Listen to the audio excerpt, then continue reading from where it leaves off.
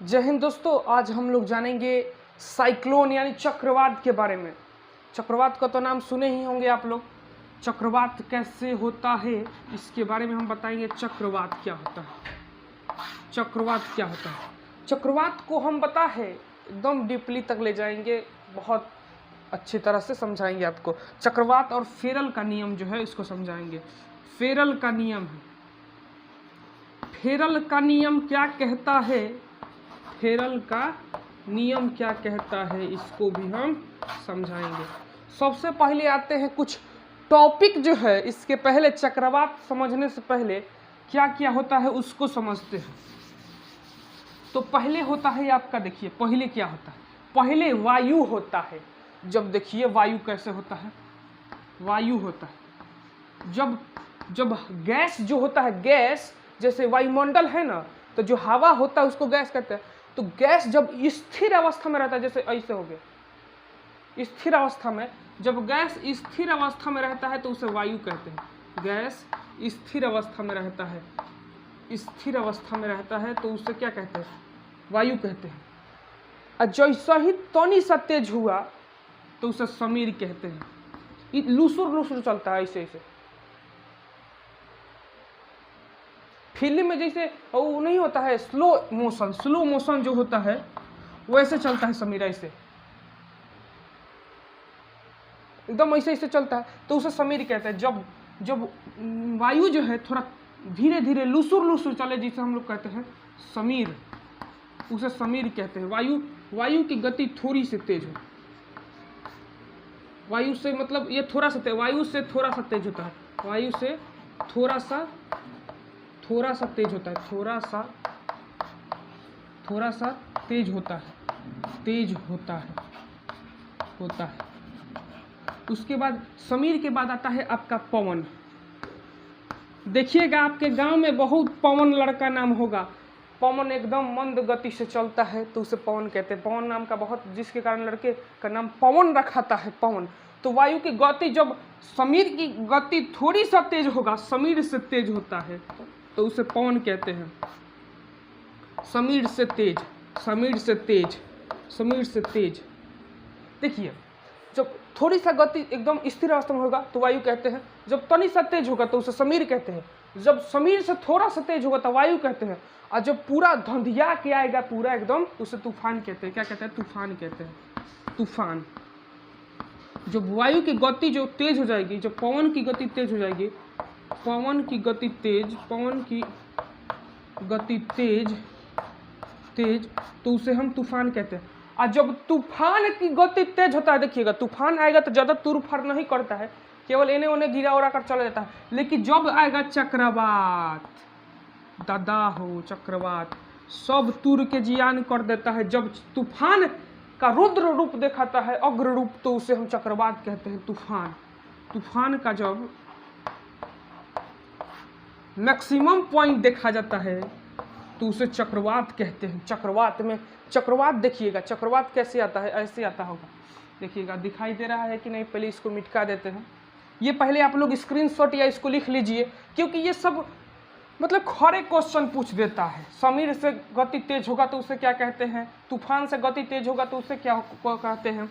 तो अभी आते हैं हम चक्रवात का चित्र बनाकर समझाते हैं कैसे होता है। चक्रवात आप गांव में अक्सर देखा जाता है, जिसे लोग गांव में भूत कहते हैं, हम लोग इससे बचपन में मतलब इससे दूर भाग देते थे। देखिएगा कैसे होता है, नीचे एकदम छोटी सा होगा, ऐसे होगा, ऐसे आगे बढ़ते जाएगा, एकदम पूरा रुद्र रूप दिखाते जाएगा, आगे जाकर पूरा बड़का हो जाएगा, एकदम पूरा गोल हो जाएगा, पूरा गोल मतलब नीचे एकदम छोटी सा होगा, एकदम ऐसे धूरा टाइप का नहीं होता है, जैसे ऐसे नाचता है ऐसे। तो वो होता है चक्रवात। तो अब ये हम चक्रवात कैसे होता है इसको समझते हैं कि चक्रवात आता कैसे है। होता होगा ना कोई कारण, ऐसे थोड़ा ही ना होगा। पृथ्वी पर जितना भी कार्य हो रहा है उसका कोई ना कोई कारण है, इसी कारण मतलब वो हो रहा है। जैसे चक्रवात समझते, चक्रवात क्या होता है। चक्रवात कैसे होता है, चक्रवात होता है, मान लीजिए ये पूरा बगीचा है, पूरा बगीचा है। मान लीजिए इसमें बहुत सारा पेड़ है, बहुत सारा पेड़ है। देखिए चक्रवात आता है पौधों की कटाई होने के कारण। पौधों की अगर कटाई नहीं होगा तो चक्रवात नहीं आएगा। मान लीजिए अब इस सब पेड़ है, वृक्ष है, वृक्ष है, और मान लीजिए यहाँ पे का वृक्ष हम लोग काट दिए, यहाँ तक पर का वृक्ष हम लोग काट दिए। मान लीजिए यहाँ पे का वृक्ष काट लिए तो यहाँ पे मिटा देते हैं। यहाँ पे का वृक्ष काट लिए तो जब यहाँ पे सूर्य पड़ेगा, जब सूर्य की रोशनी पड़ेगी, समझ में आ रहा है? जब देखिए पहले यहाँ पे वृक्ष था तो सही था, सब कुछ सही था, लेकिन जब जैसे ही यहाँ पे का पूरा इधर का वृक्ष काट दिए लोग, वृक्ष मतलब पौधा काट दिए लोग, तो जो सूर्य की रोशनी थी वो डायरेक्ट यहाँ पे ज़मीन पर पड़ने लगी कि नहीं, समझ में आ रहा होगा, पड़ने लगी। उसके बाद देखिए जब वृक्ष इधर है तो इधर तो सूर्य की रोशनी ज़मीन पर नहीं पड़ रही होगी, जिसके कारण इधर जो था तापमान थी, वायु जो था अधिक गर्म नहीं हो रहा होगा, लेकिन इधर वृक्ष नहीं है तो वायु गर्म अधिक हो रहा होगा। जैसे मान लीजिए आपके ऊपर से अगर टकला ही कर दिया जाए, केसवा टकला कर दिया जाए तो ऊपर धूप लगेगा कि नहीं? अगर केसवा रहेगा तो धूप बहुत कम लगता है, तो वैसा ही है। यहाँ से वृक्ष जैसे ही हटाए गए, यहाँ पे तापमान अधिक पड़ा सूर्य की रोशनी, जिसके कारण यहाँ पे का हवा जो है ना, हवा वो उड़ कर ऊपर उठ गया। कहाँ उठ गया? यहाँ पे का हवा जो है वो ऊपर उठ गया, लेकिन यहाँ पे का हवा उड़ कर ऊपर नहीं उठा। अब देखिए जैसे ही यहाँ पे का हवा ऊपर उठा, मतलब यहाँ पे का हवा ऊपर उठ गया है, जब यहाँ पे का हवा ऊपर उठा तो इधर से हवा तो जाने की कोशिश करेगी, क्योंकि देखिए जब पानी एक ऊबड़ खाबड़ जगह पर पानी डालिएगा तो जिधर खाली होता है पानी ना उधर ही जाता है। तो वैसे ही वायु की दशा है, जब यहाँ पे वायु खाली हो जाता है तो चारों तरफ की पवनें इधर आने लगती है, हवा जो है इधर आने लगती है, जिसके कारण चारों तरफ की जब हवा आने लगती है तो वहाँ पे पूरा एकदम मारपीट होने लगता है कि हम यहाँ रहेंगे, हम यहाँ रहेंगे, जिसके कारण चक्रवात आता है। तो यही आगे चलकर मतलब नाचने लगता है, यही नाचने लगता है, जिसके कारण चक्रवात आता है। तो चक्रवात को आप लोग समझ गए होंगे। अब चक्रवात के कुछ जहाँ पे खड़े क्वेश्चन पूछता है बीपीएससी, बिहार दरोगा, यूपीएससी या एसएससी में, उसको हम समझते हैं चक्रवात क्या होता है। उसके बाद फेरल के नियम को इसी में हम समझेंगे, फेरल का नियम। चक्रवात देखिए, चक्रवात जो है चक्रवात में होता है क्या? चक्रवात में होता है कि चक्रवात में जो देखिए जब यहाँ पे ये था तो इसके केंद्र में निम्न दाब होगा, क्योंकि इधर तो बाहर पेड़ पौधा होता है, तो इसके केंद्र में निम्न दाब होता है। लिखिएगा पहला टॉपिक, केंद्र में निम्न दाब होता है, निम्न दाब होता है। उसके बाद इसके केंद्र को जो है, इसके केंद्र जो है इसको आँख कहते हैं। चक्रवात का आँख किसे कहते हैं? पूछेगा क्वेश्चन, चक्रवात का आँख किसे कहते हैं? तो उसके केंद्र को जो है चक्रवात का आँख कहते हैं। केंद्र को चक्रवात का आँख कहते हैं, चक्रवात का आँख कहते हैं। अब देखिए यहीं पे आप लोग समझिए फेरल का नियम क्या कहता है। फेरल के नियम के अनुसार, उसके बाद हम पहले फेरल का नियम समझा देते हैं। पहले इसको न समझाकर पहले हम फेरल का नियम समझाते हैं, उसके बाद हम समझाएंगे। पहले फेरल का नियम समझाते हैं। फेरल का नियम क्या कहता है? फेरल का नियम फेरल के नियम के अनुसार देखिए ये पृथ्वी है, तो इसके ऊपर होता है उत्तरी गोलार्ध, ये होता है दक्षिणी गोलार्ध, यह होता है नॉर्दर्न पॉइंट, यह होता है साउदर्न पॉइंट। तो उत्तरी गोलार्ध ये होता है, दक्षिणी गोलार्ध ये होता है। तो उत्तरी गोलार्ध में हवाएं राइट साइड में घूमती है, राइट साइड में, और दक्षिणी गोलार्ध में हवाएं लेफ्ट साइड में घूमती है। ये फेरल के नियम के अनुसार लिख लीजिएगा। उत्तरी गोलार्ध में हवाएं राइट साइड में तथा दक्षिणी गोलार्ध में हवाएं लेफ्ट साइड में। अब देखिए कैसे, मान लीजिए ये उत्तरी गोलार्ध है, तो उत्तरी गोलार्ध का हम यहाँ पे अलग चित्र बनाते हैं।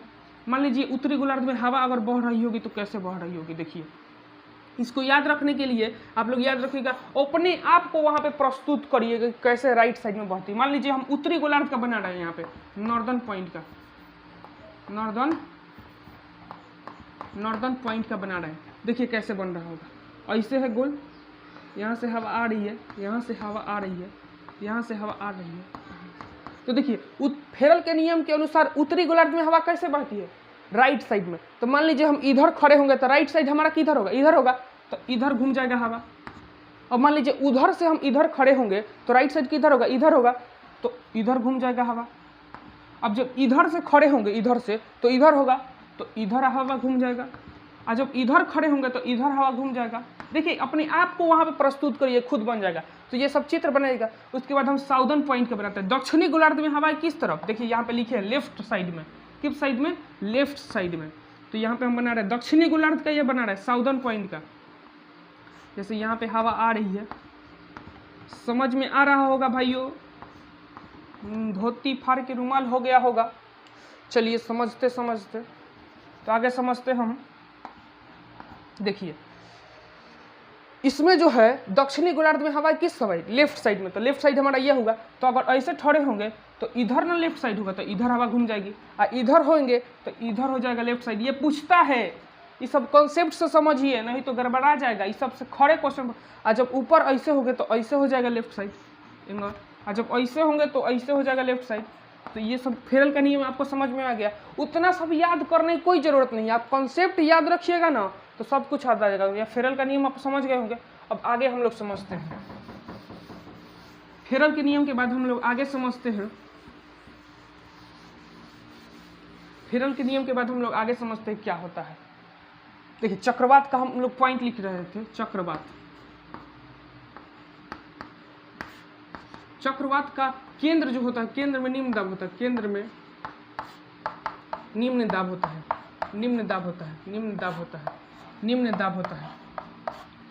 चक्रवात के आंख किसे कहते, चक्रवात का आंख किसे कहते हैं। ये सबसे क्वेश्चन खड़े कुछ पूछता है कि चक्रवात का आंख किसे कहते हैं, इसके केंद्र में कैसा दाब होता है। चक्रवात का आंख किसे कहते हैं, चक्रवात के आंख को, केंद्र को हम चक्रवात का आंख कहते हैं। केंद्र, उसका जो केंद्र होता है उसको हम चक्रवात का आंख कहते हैं। उसके बाद समझिए, उसके बाद कहता है कि हवाएं जो है, हवाएं देखिए जब ये होगा, ऐसे होगा तो यहाँ पे निम्न दाब होगा, तो बाहर से हवाएं अंदर की ओर आएगी। यह अंदर हो गया, यह बाहर हो गया। तो यह उच्च दाब होगा, यह निम्न दाब होगा। यह निम्न दाब होगा कि नहीं, और यह उच्च दाब होगा। तो हवाएं जो है चक्रवात में, हवाएं वो उच्च दाब से निम्न दाब की ओर आती है। निम्न दाब की ओर आती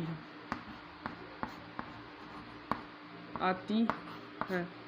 ये आप लोगों को समझ में आ गया हाँ, कि उच्च दाब से निम्न दाब की, क्योंकि यहाँ पे उच्च दाब होता है, यहाँ पे निम्न दाब होता है। चलिए हम आगे अब लोग समझते चक्रवात के बारे में।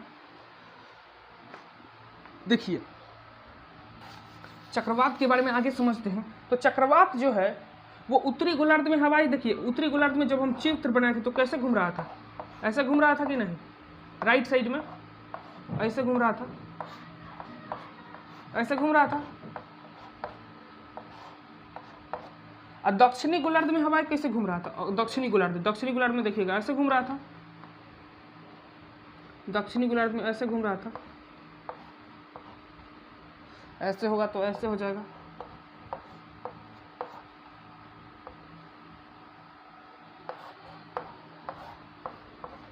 ऐसा हो जाएगा। तो देखिए ये एंटी क्लॉकवाइज हो, क्योंकि घड़ी जो होता है ऐसे घूमता है, लेकिन यह ऐसे घूम रहा है। तो ये देखिए कहता है कि उत्तरी गोलार्ध में हवाएं, उत्तरी गोलार्ध में हवा, इसको हम मिटा देते हैं क्योंकि आपको समझ में आ गया होगा। उत्तरी गोलार्ध में हवा, उत्तरी गोलार्ध में हवा, उत्तरी गोलार्ध में हवा किस तरफ, एंटी क्लॉकवाइज, एंटी क्लॉकवाइज दिखाई दे रहा होगा, एंटी क्लॉकवाइज। उसके बाद दक्षिणी गोलार्ध में हवा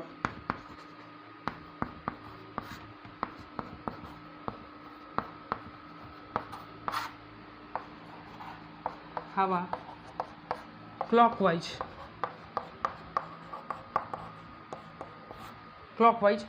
दक्षिणी गोलार्ध में हवा क्लॉकवाइज। तो आगे हम लोग समझते हैं, यहाँ तक हो गया। और देखिए चक्रवात जो है, देखिए कैसे होता है चक्रवात, ऐसे होता है, दिखाई दे रहा होगा चक्रवात। मतलब अंदर नीचे की तरफ पतला होता है और अंदर की तरफ ऊपर होता है, जैसे ऐसे होता है। देखिए नीचे की तरफ नीचे छोटा और ऊपर की तरफ बड़ा होता है। तो चक्रवात का आकार भी के आकार का होता है।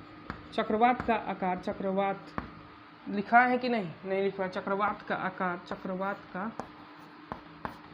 आकार भी के समान होता है, भी के समान होता है।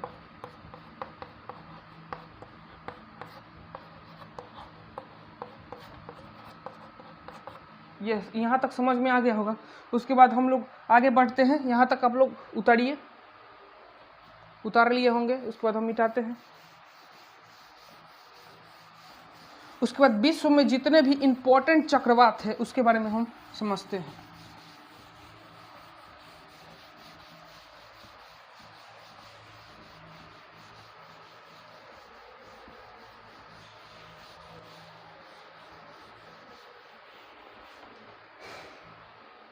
पहला है टॉर्नेडो। ये क्वेश्चन यहाँ से खौरे पूछता है कि कैसे आता है, कहाँ कहाँ पे आता है टॉर्नेडो। टॉर्नेडो, टॉर्नेडो पहल का हो गया टॉर्नेडो। टॉर्नेडो जो है वो अमेरिका में आता है। कहाँ पे आता है? अमेरिका या यूएसए। यह सबसे खतरनाक होता है टॉर्नेडो, खतरनाक होता है। खतरनाक कैसे होता है? देखिए जब टॉर्नेडो आता है ना तो जमीन ये है स्थल, ये बादल है, मान लीजिए ये बादल है, बादल है, बादल है। तो ये जब टॉर्नेडो आता है, टॉर्नेडो नामक चक्रवात, तो ऐसे आता है। ये जमीन से उठकर अब बादल में जाकर सट जाता है। मतलब डायरेक्ट इसका संपर्क जमीन से बादल तक हो जाता है। इसी कारण खतरनाक होता है। इसके कारण टॉर्नेडो के कारण मूसलाधार बारिश होती है, बारिश अधिक होती है, बारिश अधिक होती है। हम बहुत सारा खतरा भी होता है टॉर्नेडो के कारण। उसके बाद आपका आ जाइए, आपका हरिकेन किसे कहते हैं? हरिकेन। हरिकेन पूछेगा आपसे यही कि यह सब कहाँ आता है? कैरेबियन सागर में, कैरेबियन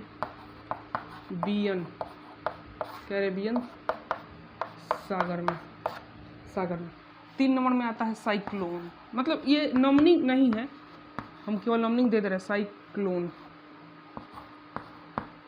बंगाल की खाड़ी में, बंगाल की खाड़ी में, बंगाल की खाड़ी में। उसके बाद होता है नीलम, बांग्लादेश में, नीलम बांग्लादेश में। बोलते रहिएगा, कैसे बोलिएगा? देखिए टॉर्नेडो अमेरिका, हरिकेन कैरेबियन सागर, नीलम बंगाल, साइक्लोन पश्चिम बंगाल। इस तरह बोल बोल के पढ़िएगा तो और भी याद हो जाएगा।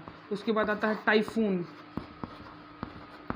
टाइफून चाओचूमी, मतलब चाइना के पास आता है, चाइना, चीन जिसे लिखते हैं चीन, चाइना में आता है चीन। उसके बाद आता है बिली, बिली, बिली, बिली, ऑस्ट्रेलिया, ऑस्ट्रेलिया, ऑस्ट्रेलिया। आप लोग को ये चक्रवात समझ में आ गया होगा। अभी हम प्रति चक्रवात समझाते हैं। प्रति चक्रवात,